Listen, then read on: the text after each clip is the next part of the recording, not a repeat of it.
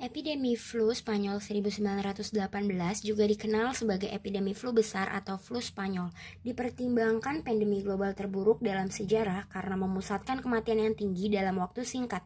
Diperkirakan bahwa tingkat kematian pandemi adalah antara 10 hingga 20% dan menewaskan antara 50 sampai 100 juta orang di seluruh dunia.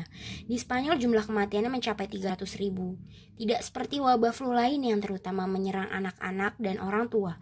Banyak dari mereka yang korbannya adalah orang muda dan dewasa sehat berusia 20 hingga 40 tahun, serta hewan seperti anjing dan kucing.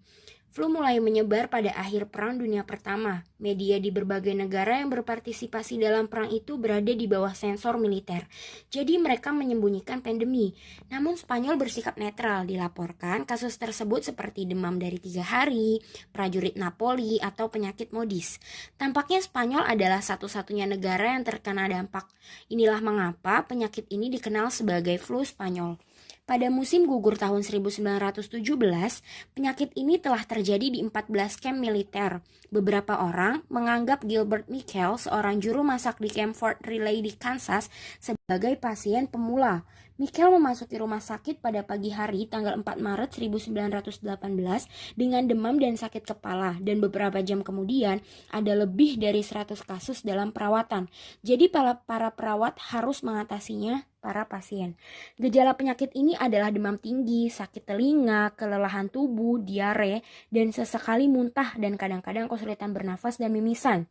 Sebagian besar orang yang meninggal adalah hasil dari pneumonia bakteri sekunder karena antibiotik tidak tersedia. Namun, satu kelompok meninggal dengan cepat setelah gejala pertama muncul hanya dalam 2 atau 3 hari.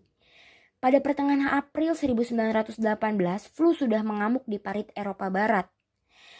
Para tentara Prancis, Inggris, Italia datang ke Spanyol, bahkan Raja Alfonso jatuh sakit. Dan surat kabar Spanyol mengumandangkan penyakit ini yang menyebar dengan sangat mengkhawatirkan. Seperti dapat dilihat dalam grafik ini, sebagian besar kematian jatuh hanya dalam 13 minggu dari September hingga Desember. Dalam apa yang dikenal sebagai gelombang kedua, orang dan populasi termiskin menderita akibat flu ini secara khusus. Tetapi juga mempengaruhi gubernur seperti Presiden Amerika Serikat, Perdana Menteri Inggris, pelukis Edvard Munch, bahkan menangkapnya dalam potret diri yang lain seperti Gustav Klimt tidak selamat dari penyakit itu.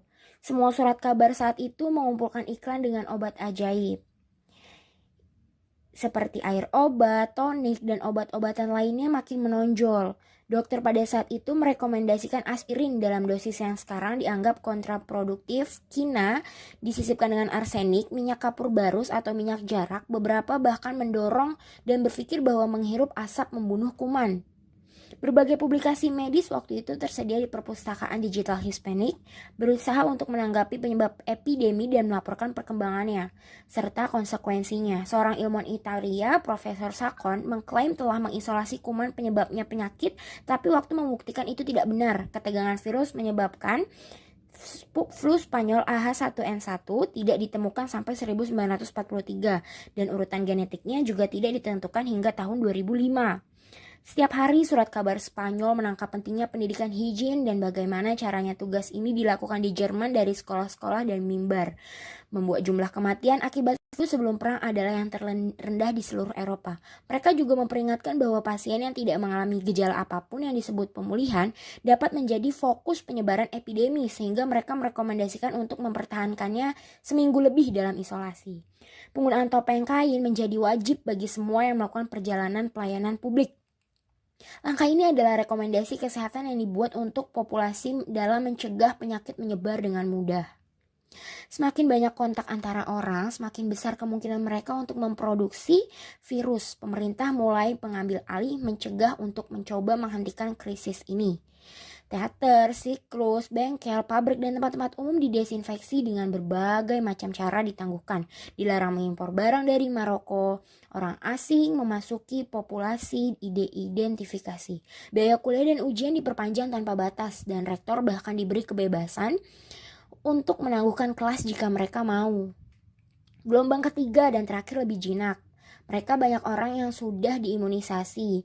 Dan pandemi ini terkendali pada musim semi 1919 dan penyakit itu berakhir dengan sendirinya.